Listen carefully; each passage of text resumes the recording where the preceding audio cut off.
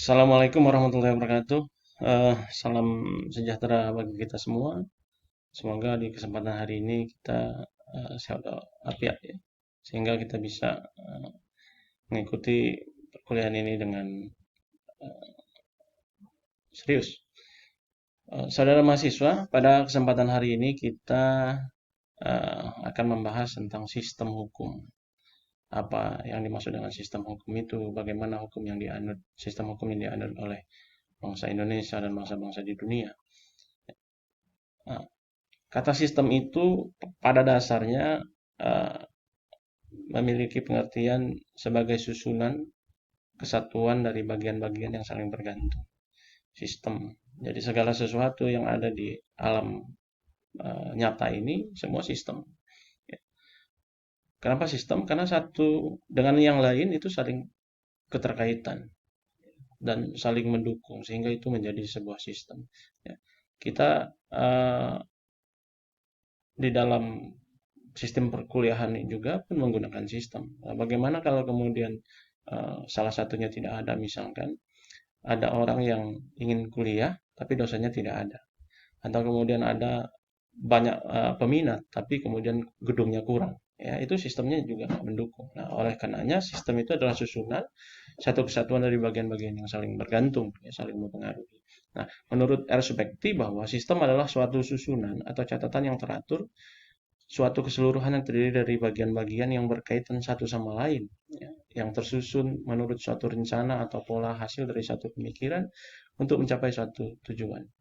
Dalam suatu sistem yang baik, tidak boleh terjadi duplikasi atau tumpang tindih overlapping di antara bagian-bagian itu, gitu ya. Sehingga sistem itu benar-benar dapat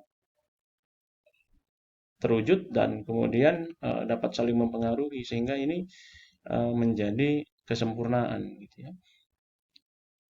Nah, sistem hukum itu tersusun dari sejumlah bagian yang dinamakan subsistem. Secara bersama-sama mewujudkan kesatuan yang utuh. Sistem bukan sekedar kumpulan peraturan hukum, tetapi setiap peraturan itu saling berkaitan satu sama lain, ya, serta tidak boleh terjadi konflik atau kontradiksi di antara subsistem itu. Nah, sistem merupakan suatu kesatuan yang utuh, terdiri atas bagian-bagian subsistem, ya, yang saling berkaitan tidak boleh bertentangan. Dan apabila memang terjadi pertentangan, maka selalu ada jalan untuk menyelesaikannya. Jadi harus diselesaikan sehingga sistemnya tujuannya tidak menjadi tidak tercapai. Gitu ya. Nah, Lili Rashidi dan Ibi Wyasa Putra menyebutkan bahwa sistem hukum itu merupakan satu kesatuan sistem yang tersusun atas integritas sebagai komponen sistem hukum yang memiliki fungsi tersendiri, ya, dan terikat dalam satu kesatuan hubungan yang saling terkait, bergantung, mempengaruhi, dan bergerak dalam kesatuan proses, yakni proses sistem hukum untuk mewujudkan tujuan hukum. Nah, berbeda lagi dengan law enforcement, ya, melihat bahwa sistem hukum itu mencakup tiga komponen atau tiga subsistem. Ya. Yang pertama adalah komponen struktur, yang kedua adalah komponen substansi hukum, dan ketiga budaya hukum. Nah, di Indonesia tentang sistem hukum banyak kemudian menggunakan teori Laurent and Friedman, gitu ya. Karena uh, bagaimana kemudian tiga komponen ini menjadi satu kesatuan sehingga penegakan hukum itu benar-benar berpihak pada masyarakat dan pada kebenaran. Ya. Nah, ini menurut Laurent and Friedman, sistem hukum itu bila ditinjau dari strukturnya lebih mengarah pada peranata-peranata seperti legislatif, eksekutif, dan yudikatif. Penegak hukum masuk dalam yudikatif. Sistem hukum bila ditinjau dari substansinya, ia tidak lebih dari sebuah ketentuan-ketentuan yang mengatur tingkah laku manusia atau norma-norma yang ada, ya, yang berlaku di masyarakat. Dengan kata lain, substansi menyangkut hukum yang hidup, ya, living law, bukan hanya aturan yang ada dalam box undang-undang saja, gitu ya. Nah, sistem hukum juga apabila ditinjau dari budaya hukumnya, lebih mengarah pada sikap masyarakat, kepercayaan masyarakat mengenai nilai-nilai yang dianut dalam masyarakat, ide-ide, harapan mereka terhadap hukum dan sistem hukum. Jadi semakin tinggi kesadaran hukum masyarakat, maka akan tercipta budaya hukum yang baik dapat merubah pola pikir masyarakat yang selama ini dirasakan masih lemah. Ini sistem hukum sifatnya konsisten, ya. Peraturan-peraturan hukum dikehendaki tidak ada yang bertentangan satu sama lain. Jika terjadi juga pertentangan karena hal yang mustahil, maka ini uh, harus kemudian diharmonisasi. Sebagai contoh misalkan lahirnya sebuah undang-undang ternyata memiliki resistensi terhadap kehidupan sosial masyarakat, maka undang-undang tersebut bisa diuji dengan mengajukan uji ke Mahkamah Konstitusi. Apakah kemudian undang-undang ini kemudian punya kekuatan hukum, mengikat atau tidak? Ya. Nah, seperti halnya misalkan lex specialis derogat legi generali, hukum yang bersifat khusus mengesampingkan hukum yang bersifat umum. Lex posteriori derogat legi priori, misalkan hukum yang terbaru mengesampingkan hukum yang lama. Terus kemudian ada lex superior derogat legi inferiori, misalkan hukum yang lebih tinggi mengesampingkan hukum yang lebih rendah. Ini sistem gitu loh. Kalau kemudian sistem hukum yang baru kemudian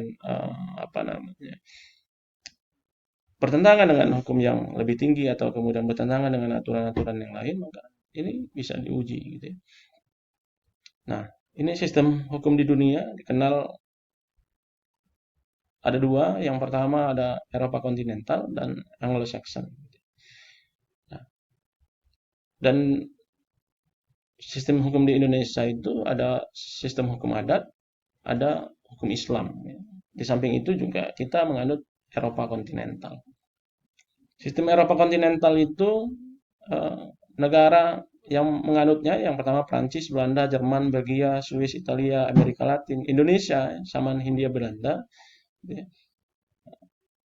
Sistem hukum Eropa kontinental itu berkembang dari negara-negara barat.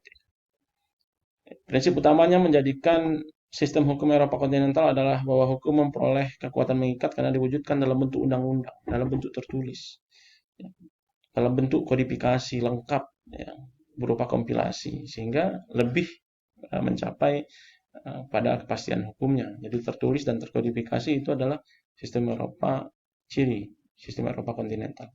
Ini sistem Eropa kontinental. Yang pertama berdasarkan ketentuan aturan hukum Romawi, terus kemudian diadat negara-negara Eropa daratan dan semua negara bekas jajahannya, kemudian berlandaskan pada sistem kodifikasi, ini disusun beberapa buku menjadi satu kitab besar gitu ya. Terus kemudian sumber hukumnya adalah undang-undang, jurisprudensi itu tidak mengikat, bukan merupakan sumber hukum utama gitu. Terus kemudian dikenal perbedaan antara hukum privat dan hukum publik, membedakan antara benda bergerak dan tidak bergerak. Itu sistem hukum Eropa kontinental. Ya. Nah, sistem Anglo-Saxon yang kedua, ini berkembang di negara-negara Inggris ya. Ada Irlandia, Inggris, Australia, Selandia Baru, Afrika Selatan, Kanada, ya, Amerika. Sistem Anglo-Saxon ini berkembang di negara Inggris yang dikenal dengan istilah common law, unwritten law. Kalau kemudian Anglo-Saxon tadi dikenal dengan civil law gitu ya. Sistem Anglo-Saxon adalah suatu sistem hukum yang didasarkan pada jurisprudensi. Jadi semua keputusan-keputusannya ya, bersandar pada keputusan-keputusan hakim yang terlebih dahulu. Nah, sistem hukum Anglo-Saxon ini dalam arti yang sebenarnya adalah bagian tertentu dari hukum Inggris setelah keluar dari equity, statutory law, dan custom. Ya. Common law sebagai hukum yang terbentuk dalam putusan-putusan pengadilan. Common law adalah sebagai lawan dari civil law yang dianut pada hukum Romawi. Ini ciri-cirinya. Ciri-ciri Anglo-Saxon itu tidak mengenal perbedaan antara hukum privat dan hukum publik. Itu tidak ada pembedaannya. Sistem hukum dianut adalah unwritten law, tidak tertulis ya, kebiasaan sehingga tidak ada kitab untuk hukumnya. Juris Anglo-Saxon memandang hukum sebagai yang terbentuk karena putusan pengadilan. Tugas hakim di sini menemukan dan merumuskan hukum, karena akan dipakai untuk jurisprudensi. Sumber hukumnya adalah keputusan pengadilan. Perundang-undangan hanya mempunyai tempat untuk peranan terbatas ya, untuk mengoreksi apakah benar keputusan itu atau tidak. Nah, ya. Ini perbedaannya tadi. Sistem Eropa kontinental dengan Anglo-Saxon dipengaruhi hukum Romawi.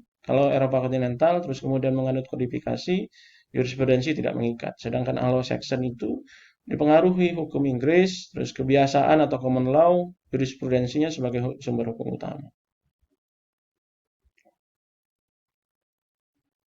Yang ketiga, sistem hukum adat. Ya, Indonesia menganut hukum adat, sepanjang adat itu masih ada, maka budaya, terus kemudian tanah adat dan lain sebagainya itu tetap dianggap sebagai hukum yang hidup di tengah masyarakat. Karena di Indonesia itu adat istiadat saat ini masih juga menjadi hukum yang kemudian mewarnai penegakan hukum secara konvensional gitu ya. Jadi kalau kemudian ada sengketa, ada persoalan-persoalan terhadap misalkan generasi muda, muda-mudi dan lain sebagainya, kecenderungan untuk menyelesaikan dengan hukum adat itu masih tinggi gitu ya. Karena meskipun kemudian masyarakat yang menganutnya secara terbatas, tapi hukum adat ini memberikan kesan bahwa menunjukkan bahwa memang setiap masyarakat itu pasti ada hukumnya gitu ya. Gitu. Walaupun masyarakat itu kelompoknya terkecil. Yang keempat itu sistem hukum Islam. Ya. Kalau sistem hukum Islam pasti bersandar dan berpedoman pada ketentuan-ketentuan apa yang diturunkan oleh Tuhan. Gitu ya. Segala sesuatu itu berdasarkan dari Tuhan dan Rasul misalkan. Menurut Abdul Ghafur Ansori, pengertian syariah dan fikih itu sama ya. Pengertian syariah dalam artian luas dengan dinul Islam memiliki makna yang sama, yaitu paham tentang ajaran Islam secara keseluruhan. Ya. Namun pendapat ini kemudian berkembang sehingga para ahli hukum Islam memberikan pengertian yang berbeda spesifik antara syariah dan fikih. Kalau syariah itu merupakan hukum Allah yang bersifat qat'i, ya, absolut, sedangkan fikih merupakan bagian dari syariah yang bersifat tsani, ya, relatif. Ciri khas pembentukan hukum dalam Al-Quran ini, ayat-ayat Al-Quran cenderung untuk memberikan patokan. Gitu. Ada banyak tentang penegakan hukum. Ya. Di dalam Al-Quran itu ada banyak ayat-ayat Allah, ya, ayat-ayat Al-Quran yang kemudian menuntun manusia untuk kemudian berlaku adil, ya, untuk tidak mengambil punya orang lain. Gitu ya. Yang kedua, ayat-ayat menunjukkan adanya beban kewajiban bagi manusia tidak pernah bersifat memberatkan. Kalau kita kemudian mau mengikuti dan baik dalam hidup ini, maka kita juga ikut aturan apa yang disampaikan oleh Al-Quran dan hadis gitu. Yang ketiga, sebagai patokan ditetapkan kaidah dalam bidang ibadah gitu ya. Semua dilarang kecuali yang disuruh, ya, dalam bidang muamalah. Dugaan-dugaan atau sangkaan-sangkaan tidak boleh dijadikan dasar penetapan hukum karena ini membahayakan. Nah, ayat-ayat Al-Quran berhubungan dengan penetapan hukum itu banyak sekali gitu. Jadi apa yang ada di dalam Al-Quran itu ya sama berkembang gitu. Jadi sama dengan kemudian seolah-olah apa yang terjadi di tengah masyarakat itu memang sudah diatur dan benar itu bukan hanya seolah-olah gitu. Bisa dibuktikan bahwa memang segala sesuatu itu sudah diatur. Maka kita hanya cuma ikut mengikuti apa yang kemudian yang idealnya harus kita laksanakan sebagai hamba Tuhan. Terus kemudian penerapan hukum, khususnya hukum pidana dan yang bersifat perubahan hukum tidak punya daya surut gitu. Ini juga ada di dalam Al-Quran, tidak boleh kemudian menghukum seseorang yang kemudian tidak ada dalilnya, tidak ada hukumnya. Ini sumbernya, ya, sumber sistem hukum Islam, ada hadis, perkataan Nabi, perbuatan Nabi, ya. Terus kemudian ada Al-Quran. Al-Quran ini yang diturunkan Allah kepada Nabi Muhammad, kemudian ada hadis, ada ijma, ya, kesepakatan para ulama mengenai hukum terhadap sesuatu yang belum jelas diatur dalam Al-Quran dan hadis. Yang terakhir adalah qiyas. Qiyas itu analogi terhadap sesuatu yang hukumnya sudah jelas ditentukan dalam Al-Quran maupun hadis. Ini mazhabnya, saudara. Ada mazhab Hanafi, ada mazhab Hambali, ada mazhab Syafi'i, ada juga mazhab Maliki gitu ya. Ada 4 mazhab gitu. Kalau di Indonesia menganut mazhab Syafi'i. Mungkin itu rekan-rekan mahasiswa. Terima kasih. Assalamualaikum warahmatullahi wabarakatuh.